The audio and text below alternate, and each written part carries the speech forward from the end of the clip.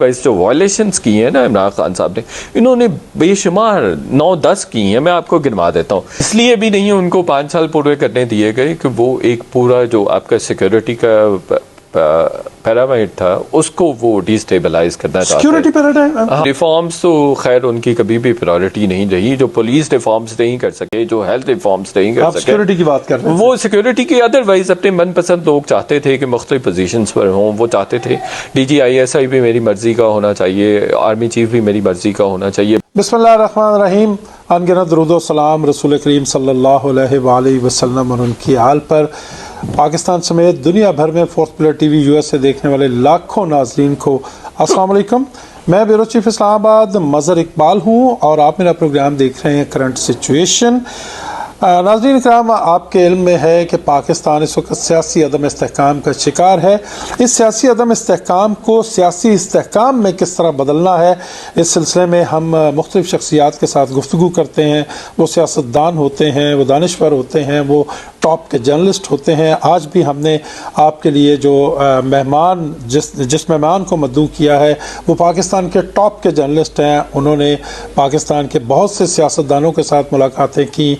उन्होंने पाकिस्तान के साबिक army chief general Qamar Javed Bajwa साहब का रिसेंटली इंटरव्यू किया। बहुत सी जो अस्करी शख्सियात हैं उनके साथ उन्होंने बातचीत की। हम कोशिश करेंगे कि इनसे बातचीत करके वो हल निकाल सकें, वो तजावीज़ सामने ला सकें जिन पर अमल करके हम सियासी अदम इस्तेहकाम को इस्तेहकाम में बदल सकते हैं।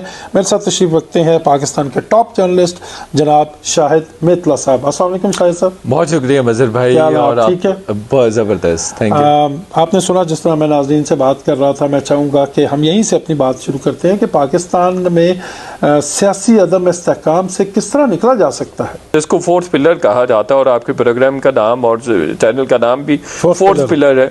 तो मीडिया जिस तरह से इस्तेमाल हुआ एक वज़ीर आज़म को डिसलॉज करने में, आज भी जो PTI आज भी एक पॉपुलर लीडर हैं जो कि इमरान खान है, उनके खिलाफ भी अनफेयर मीन्स इस्तेमाल किए जा रहे हैं। अच्छा, मैं वन ऑफ दोज पर्सन। आप एग्री करते हैं कि आज इमरान खान के खिलाफ अनफेयर मीन्स इस्तेमाल हो रहे हैं? देखिए, रिपरकशंस क्या होंगे इनके? रिपरकशंस यही होंगे कि अदम इस्तेहकाम ये जारी रहेगा। जो अदम इस्तेहकाम रहा है कोई पिछले 75-76 सालों में, तो ये इसकी कॉन्टिन्यूशन रहेगी और ये ऐसा नहीं होगा कि ये ख़त्म हो जाएगा। तो अगर उनको लेवल प्लेइंग फील्ड मिले या उनको कंपैरेटिवली, देखिए जो इमरान खान ने किया है ना, मैं ज़ाती तौर पर समझता हूँ कि वो काबिल माफ़ी नहीं है, लेकिन ये मेरी पर्सनल ओपिनियन है। क्या काबिल माफ़ी नहीं है?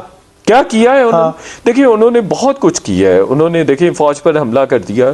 फ़ौज पर पिछले 76 ईयर्स में कभी हमला इस तरह से नहीं हुआ। 9 मई की बात कर रहे हैं? 9 मई की बात कर रहा हूँ। समझते हैं कि ये PTI ने किया था? PTI ने किया। कुछ लोग कहते हैं ये ऑर्केस्ट्रेटेड था। नहीं, ऑर्केस्ट्रेटेड ऐसा नहीं होता। जो पिंड का चौधरी होता है ना, वो कभी भी नहीं चाहता कि उसको चैलेंज किया जाए। ये एक मोटी सी बात है। जैसे मैंने आपको कहा है, ताकत का अपना मिजाज होता है। ताकत कभी भी बर्दाश्त नहीं करती कि उसके सामने उफ चूं चरा की जाए ना। तो ये ऐसा नहीं होता कि जिस तरह से उनको भी बुलडोज किया गया, जिस तरह से आर्मी की इंस्टॉलेशंस पे हमला किया गया, तो ये तो ऐसे ही बिल्कुल बेवकूफ़ों वाली बात है। बड़ा तबका ये राय रखता है। देखिए मेरी बात, PTI को खत्म करने के लिए ये ऑर्केस्ट्रेटेड। PTI उनको भी पता है, एस्टैब्लिशमेंट को भी पता है कि PTI नहीं खत्म हो सकती। वो कोई बच्चे तो नहीं है और मतलब बेवकूफ़ तो नहीं है। उनको पता है कि PTI नहीं खत्म हो सकती और वो बहुत सारे अभी उन्होंने अपने बहुत सारी चीज़ें ऐसी रखी हुई हैं जो वो कमिंग डेज में PTI के हक में भी इस्तेमाल करेंगे। मैं आपको 2 साल बाद दिखाऊंगा आपको। बहुत एस्टैब्लिशमेंट PTI के हक में चीजें इस्तेमाल करेंगे। PTI मैं आपको आज बता रहा हूँ। PTI और एस्टैब्लिशमेंट 2 साल 2.5-3 साल के बाद एक ही पेज पे होंगे दोबारा, फिर से एक पेज। ये बहुत बड़ी बात है। ये आपका तज्जिया है या इन्फॉर्मेशन है? जी, मेरा एनालिसिस है। आप डाउन द लाइन देखिएगा। हाँ बिल्कुल, डाउन द लाइन 2-3 साल बाद देखिएगा तो बहुत सारी चीजें वो आप देखिएगा। कुछ ऐसे मीडिया में भी बहुत सारे लोग अभी हैं जो जिनको इंटैक्ट किया जा रहा है, जिनको प्रोटेक्ट किया जा रहा है। इमरान खान माइनस इमरान खान नहीं, आप मेरी बात नहीं समझे। मैं ये कह रहा हूँ कि देखिए एस्टैब्लिशमेंट को कमिंग डेज में पीटीआई की ज़रूरत होगी, और पीटीआई के साथ जो मीडिया पर्सनस सिंपैथी रखते हैं वो भी इंटैक्ट है, वो भी प्रोटेक्टेड है, बल्कि उनको एक तरह से कुछ लोग हैं जिनको आगे पीछे किया गया। के साथ हम दर्दी रखते थे, अरशद शरीफ उनको तो मार दिया गया, पता नहीं किसने मारा। हाँ, अभी तक ये नहीं वो देखिए नहीं, इमरान रियाज खान थे, उनकी जुबान काट दी भाई हैं, जुबान कटी है। वैसे वो मेंटली जो हुआ उनके साथ जुल्म हुआ, गलत हुआ, वो बिल्कुल उनके साथ नहीं होना चाहिए किसी भी साफ। आप कह रहे हैं वेल प्रोटेक्टेड है, बहुत से लोग तो नौकरियों से फारिग हो गए। नौकरी से तो मैं भी फारिग हूँ ना, नौकरी तो देखिए, तो फिर आप जब पीटीआई के सिंपथाइजर हैं। नहीं, मैं पीटीआई का बिल्कुल सिंपथाइजर नहीं हूँ, मैं डेमोक्रेसी का बड़ा सिंपथाइजर हूँ। मैं जो प्रो पॉलिटिकल पार्टीज हूँ, मैं प्रो पॉलिटिक्स हूँ, इसी तरह से मैं प्रो इंस्टीट्यूशंस भी हूँ।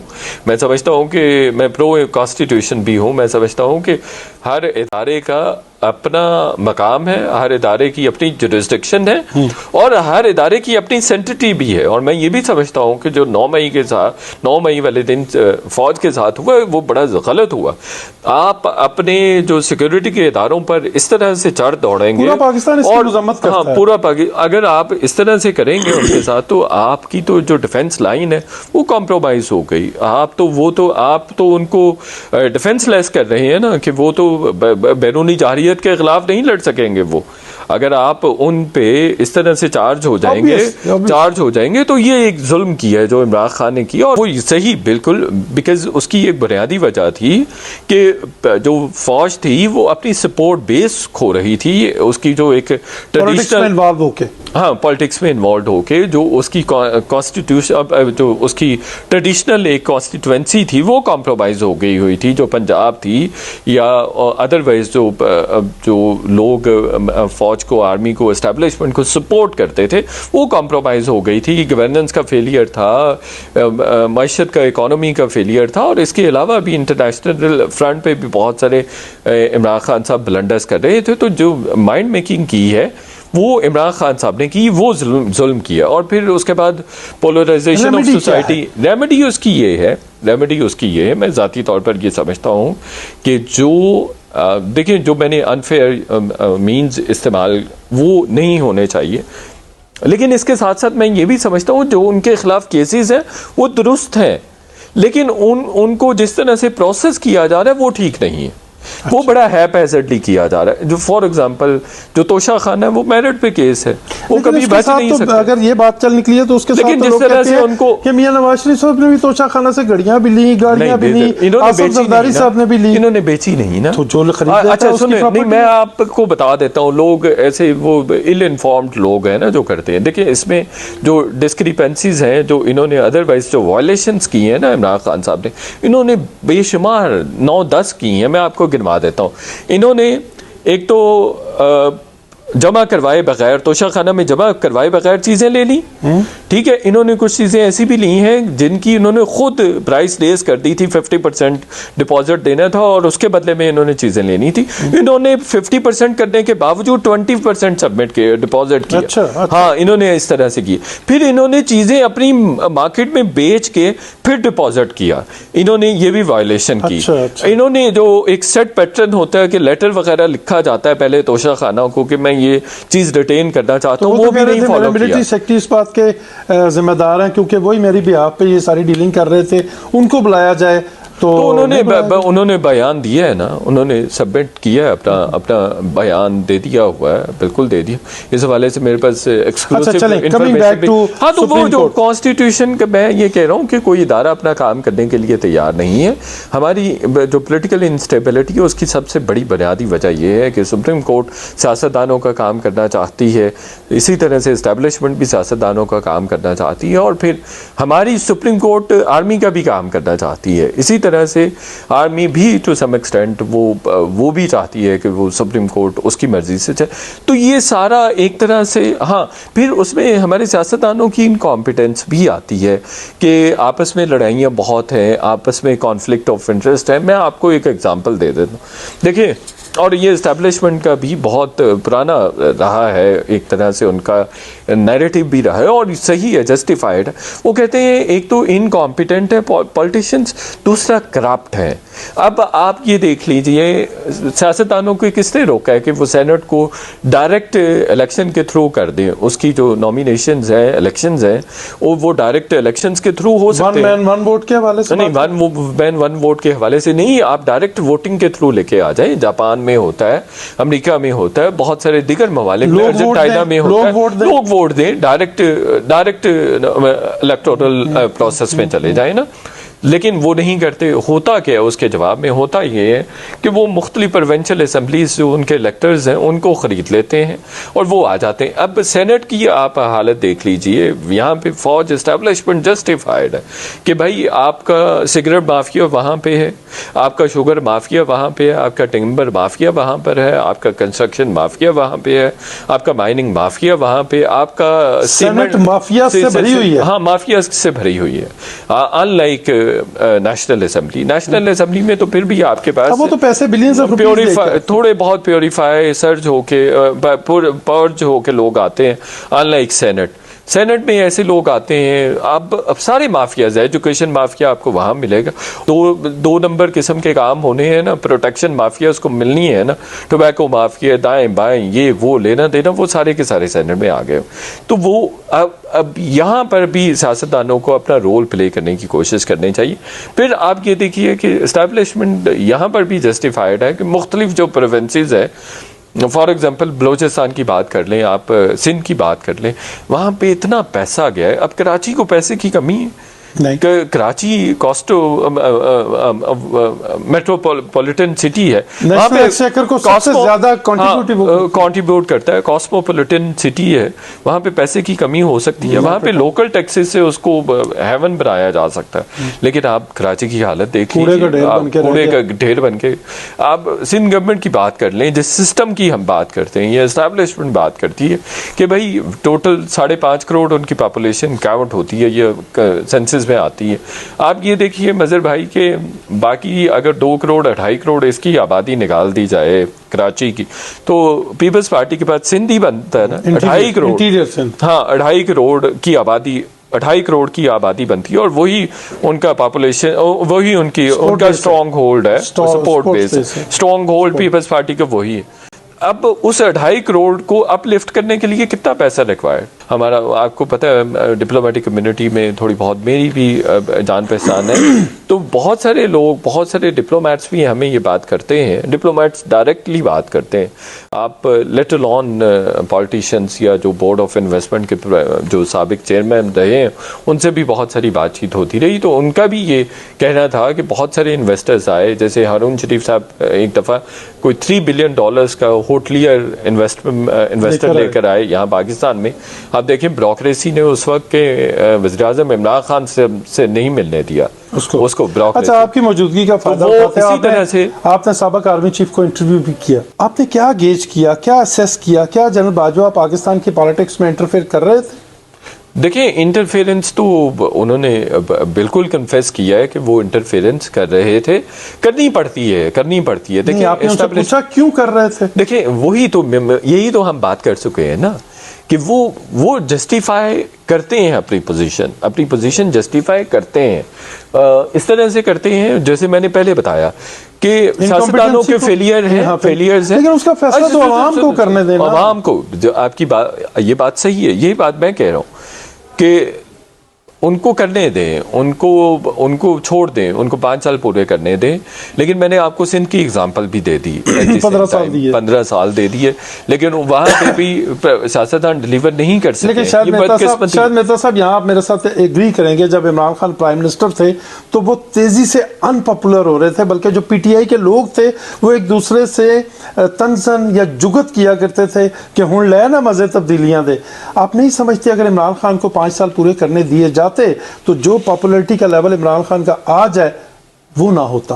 वो इसलिए भी नहीं उनको 5 साल पूरे करने दिए गए कि वो एक पूरा जो आपका सिक्योरिटी का पैरामाइड था उसको वो डिस्टेबलाइज करना चाहते सिक्योरिटी पैराडाइम, हाँ, उस पैराडाइम को वो टोटल डिस्टेबलाइज करना चाह रहे थे, स्मैश करना चाहते थे एक पूरा इसको एलैबोरेट करेंगे आप? हाँ, उसको एलैबोरेट इस तरह से कि वो फौज में अपनी मर्जी की तब्दीलियां चाहते थे, अपनी मर्जी की तब्दीलियां चाहते थे, अपनी मर्जी से चलाना चाहते। नहीं, रिफॉर्म्स तो खैर उनकी कभी भी प्रायोरिटी नहीं रही। जो पुलिस रिफॉर्म्स नहीं कर सके, जो हेल्थ रिफॉर्म्स नहीं कर सके, सिक्योरिटी की बात कर रहे हैं, वो सिक्योरिटी की अदरवाइज अपने मनपसंद लोग चाहते थे कि मुख्तलिफ पोजीशंस पर हों। वो चाहते थे DGISI भी मेरी मर्जी का होना चाहिए, आर्मी चीफ भी मेरी मर्जी का होना चाहिए, बाकी जगहों पे भी मेरी मर्जी के लोग। ये राइट है?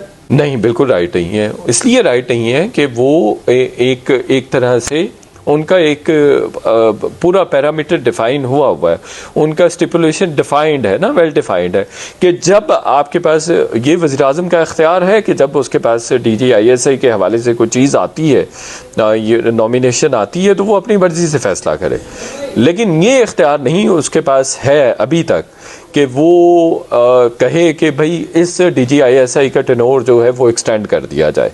ये नहीं हो सकता, या वो ये नहीं कह सकते, या उनको नहीं कहना चाहिए। चलें इस तरह से कर लेते हैं कि उनको नहीं कहना चाहिए कि इस आर्मी चीफ को मैं लगाना चाहता हूं और इस आर्मी चीफ के लिए आपके इदारे में ये तब्दीलियां होनी चाहिए। अच्छा। ये नहीं, ये उनका इस्तेहकाक नहीं है। कर रहे थे ये इमरान खान कर रहे थे ना।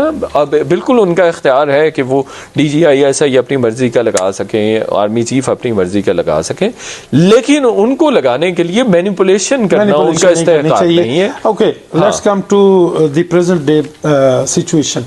इलेक्शन हो जाएंगे आपको लगता है? ये खबरें मैंने पाकिस्तानी मीडिया में सबसे पहले दी है। मेरा 1-1.5 साल पहले वीलॉग देखेंगे, उसमें मैंने मेंशन किया हुआ है कि इलेक्शंस 2024 में होंगे। मैंने मेंशन किया हुआ उसमें कि फर्स्ट क्वार्टर में होंगे, 2024 के फर्स्ट क्वार्टर में। ये सेकंड। अच्छा, चलें, आपको इलेक्शन के नतीजे में कौन सी पार्टी जो है PMLN led government, coalition government ही बनती नजर आ रही है। और मैं बताऊं, मेरे ख्याल में तो सिंपल मेजॉरिटी भी PMLN नहीं ले सकेगी। मुझे ये नज़र आ रहा है कोलिशन गवर्नमेंट होगी। और फिर नवाज शरीफ साहब ने कह दिया है कि अगर हम नहीं भी सिंपल मेजॉरिटी स्कोर कर पाते हैं, नहीं ले पाते हैं, तो फिर भी हम, अगर हम सिंपल मेजॉरिटी ले भी लेते हैं, फिर भी हम कोलिशन गवर्नमेंट बनाएंगे। और मैं समझता हूं कि अगर इस मुल्क को आगे लेके जाने का पोटेंशियल किसी पार्टी के पास इस वक्त गिविंग सर्कमस्टांसेस में है, तो वो PMLN है और नवाज शरीफ के पास है। बहरहाल नवाज शरीफ के जो पार्टनर्स हैं, जो मिडल ईस्टर्न पार्टनर्स हैं या दीगर पार्टनर्स हैं, चाइना फॉर एग्जांपल, चाइना भी है और अदरवाइज भी, उनकी रेपुटेशन बहुत अच्छी है इन तमाम ममालिक में। वो they want to work with Nawaz Sharif. और लोग कहते हैं इनके भाई 16 महीना रहे, they are batting on back पे तो नवाज शरीफ गवर्नमेंट थी और बहुत बड़ा सारा उसका पैकेज था जो इमरान खान साहब ने ब्लंडर्स किए हुए थे ना। और फिर आप देखिए कि इमरान खान ने उस गवर्नमेंट को, ही न्यू दिस थिंग। इसलिए भी देखें कि ऐसा आदमी बहुत मुज़र है सियासत के लिए। लेकिन हम मजबूर हैं डेमोक्रेसी के उन असूलों के तहत, कॉन्स्टिट्यूशन के उन असूलों के तहत, जो ये इमरान खान साहब जैसे सियासतदान को भी मौका देता है कि वो फेयर जो चांसेस हैं बर्बाद करें, आए। हाँ, और हाँ, इसी तरह कह लें कि बर्बाद करें, वो मौका देता है ना। हम मजबूर हैं, डेमोक्रेसी भी यही कहती है। लेकिन आप अभी रिसेंटली एक किताब का बड़ा चर्चा है पाकिस्तानी मीडिया में कि हाउ डेमोक्रेसी डाई। उसमें बहरहाल एक बड़ी इंटरेस्टिंग डिबेट की गई है कि जो पॉपुलर लीडर होते हैं, फ्रैंकली एक ऑक्सफोर्ड यूनिवर्सिटी में मैं रिसेंटली था वहाँ पे, तो मैंने ये सवाल भी उठाए थे पॉपुलर लीडरशिप के हवाले से। हमारा एक लेक्चर भी था ऑक्सफोर्ड यूनिवर्सिटी में, अभी जून जुलाई में मैं वहाँ पे मौजूद था समर स्कूल के लिए। तो वहाँ पर भी यही पॉपुलर लीडर्स के हवाले से बहस हुई। तो वो फिर मैंने भी मुख्तलिफ क्वेश्चन भी किए। बहरहाल वो जो जिस बुक का मैं जिक्र कर रहा हूँ कि हाउ डेमोक्रेसी डाई, उसमें भी एक बहुत ज़बरदस्त बहस की गई है। और जो मैं कह रहा हूँ, मेरे नुक्ता नज़र को उन्होंने कहा कि आपका नुक्ता नज़र ठीक नहीं है। उन्होंने कहा है कि बहस ये की गई है कि क्या जो पॉपुलर लीडरशिप है उनको लेवल प्लेइंग फील्ड देना डेमोक्रेसी कहलाएगा, या उसके मुकाबले में रूल ऑफ लॉ को इस तरह से अनलीश किया जाए कि जो डेमोक्रेसी के रूल्स हैं वो उस पर हावी ना आ सकें। ये बहस हो रही है कि रूल ऑफ लॉ को फॉलो किया जाए या डेमोक्रेसी के रूल्स को फॉलो किया जाए, और डेमोक्रेसी के जो रूल्स हैं या जो डेमोक्रेटिक क्रेडेंशियल्स हैं किसी भी सोसाइटी के, क्या वो इजाज़त देते हैं किसी पॉपुलर लीडर को कि वो सत्यानाश कर दे, आपकी सोसाइटी को तबाह कर दे, पोलराइज कर दे, और अदरवाइज आपके जो क्या कहेंगे उसको, जो सोसाइटल नॉर्म्स हैं या सोसाइटल हायरार्की है, But it या is entirely otherwise up to the people who have to decide that who will rule the country. मैं वही कह रहा हूँ, यही बहस है कि रूल ऑफ लॉ इम्प्लीमेंट होना चाहिए, उसको अपनी सबकत शो करनी चाहिए, या डेमोक्रेसी के जो एक डेमोक्रेसी की एक थीरी है या डेमोक्रेसी का एक रूल है कि भाई ये तो democracy is for the people and so on, तो ये इस तरह से एक सिलसिला है। One last thing, शायद मेहता साहब, thank you very much for joining Fourth Pillar TV USA. One last thing, आप मीडिया में एक अरसे से हैं और पाकिस्तान में हमेशा मीडिया अंडर थ्रेट रहता है, अंडर प्रेशर रहता है और पाबंदियां रहती हैं। आज भी पाकिस्तान में मीडिया अंडर थ्रेट है, अंडर प्रेशर है और दबाव है, जबर है, बोलने नहीं दिया जाता। आप क्या समझते हैं आज या माजी में ये कौन लोग हैं जो मीडिया के ऊपर इतना दबाव डालते हैं और क्यों? देखिए, इसमें मेरी बड़ी कंसीडर्ड ओपिनियन है कि मीडिया आपकी सोसाइटी का, आपके मुल्क का पहला तारुफ होता है, चेहरा है आपके मुल्क का, आपकी सोसाइटी का, और मीडिया के मुंह पे पड़ने वाला थप्पड़ आप सारी दुनिया को दिखा रहे होते हैं। मीडिया को जब आप सप्रेस करने की कोशिश करते हैं, आप सोसाइटी को सप्रेस कर रहे होते हैं, आप तरक्की को सप्रेस कर रहे होते हैं, आप तरक्की माकूस की तरफ बढ़ रहे होते हैं। तो आप देख लीजिए पूरी दुनिया में जहाँ पे मीडिया आज़ाद है वो सोसाइटीज़ ग्रो कर रही हैं, और उन सोसाइटीज़ में आप Finland comes on number top in terms of having media freedoms, liberties. जो स्कैंडिनेवियन कंट्रीज़ हैं, जो स्वीडन है, फिनलैंड है, नॉर्वे है, फिर उसके बाद जर्मनी, और इस तरह से ये बहुत प्रोग्रेस कर रहे हैं, बहुत ग्रो करते हैं, क्योंकि यहाँ पे मीडिया की फ्रीडम है, मीडिया की लिबर्टीज़ है। लेकिन नहीं, चाइना उस तरह से, चाइना अगले लोग बहुत डिबेट करते हैं, ये भी डिबेटेबल सब्जेक्ट है, और चाइना के हवाले से चाइना में उस तरह से मीडिया आज़ाद नहीं है, लेकिन अगले 100 साल तक भी वो तरक्की नहीं कर सकते हैं। चाइना का वो एक लंबी डिबेट है। चाइना का जो डोमेस्टिक डेट है वो अगर वो सिंपल वो भी ब्लो हो जाए तो चाइना अगले 50-100 साल तक नजर ही नहीं आएगा। तो मैं ये समझता हूँ, देखें, हम पे मुख्तलिफ जगहों से दबाव आते हैं, एस्टेब्लिशमेंट भी डाल रही होती है, पोलिटिकल पार्टीज के भी इंटरेस्ट होते हैं। अब तो बहुत सारे इंटरेस्ट ग्रुप्स हो गए हुए, माफियाज हैं पाकिस्तान में भी, मुख्तलिफ तरह के जो बिजनेस माफियाज हैं, उनके खिलाफ आप बहुत सारी बातें नहीं कर सकते। तो मीडिया को आज़ाद होना चाहिए। दबाव में जो जर्नलिस्टों की यूनियंस हैं, जो सहाफ़ती तंजीमें, वो भी कम्प्रोमाइज्ड हैं बदकिस्मती से। इंटेलिजेंस एजेंसीज भी आप पे दबाव डाल रही होती हैं, और बदकिस्मती से वो शॉर्ट टर्म चीज़ों को, शॉर्ट टर्म गोल्स के लिए वो ट्राई कर रहे होते हैं, कोशिश कर रहे होते हैं और हासिल करने की कोशिश, हालांकि उनको आइडिया नहीं होता कि इससे नुकसान हो रहा होता है। आप देखें, नेशनल सिक्योरिटी के नाम पे आप अगर मीडिया का गला घोंट देंगे तो आपके अपने मुल्क का नुकसान। मैं आपको एग्जाम्पल देता हूँ, आपको समझ आ जाएगी, अल्लाह करे कि आपके सुनने वाले भी समझ जाए।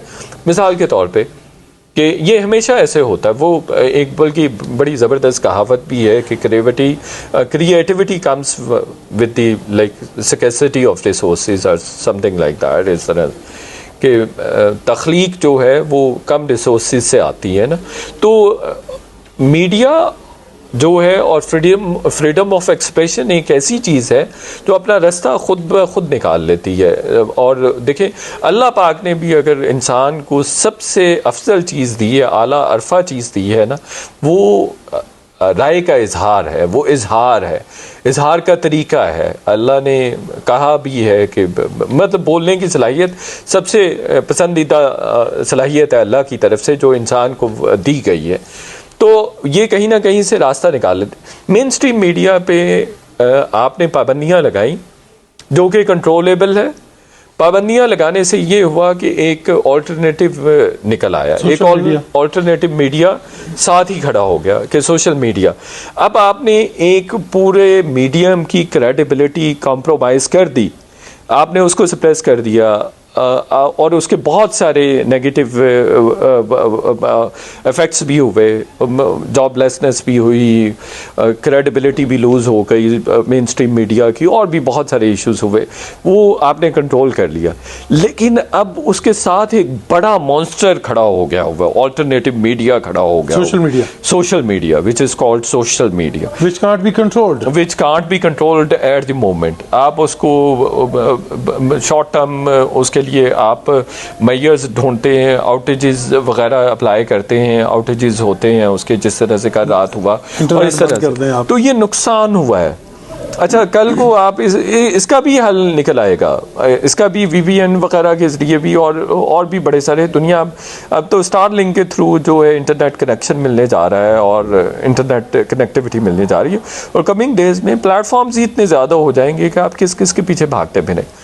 तो बेहतर ये है कि चीज़ों को इस तरह से करें कि आपका काम भी हो जाए और चीज़ें ख़राब भी ना हो, और आप इतनी ज़्यादा कोर्स ना करें चीज़ों को, मीडियम्स को, कि वो चीज़ें टूट जाएं, ब्रेक हो जाएं। आपने इतना बड़ा मॉन्स्टर अब खड़ा कर लिया है सोशल मीडिया की सूरत में कि आपके लिए अगले 10 साल तक उसको कंट्रोल करना अभी फ़िलहाल मुमकिन नहीं है, लेकिन आप अगर इसकी तरफ आएंगे तो और बड़े सारे ऑल्टरनेटिव हैं। तो कहने का मकसद ये है कि दो इम्पैक्ट आज भी मेन स्ट्रीम मीडिया का ज़्यादा है, सुना वही जाता है, उसी के थ्रू चीज़ें, नैरेटिव बिल्डिंग आज भी उसी के थ्रू हो रही है। बहुत शुक्रिया शाहिद मेहता साहब, thank you very much for sparing time for fourth pillar TV.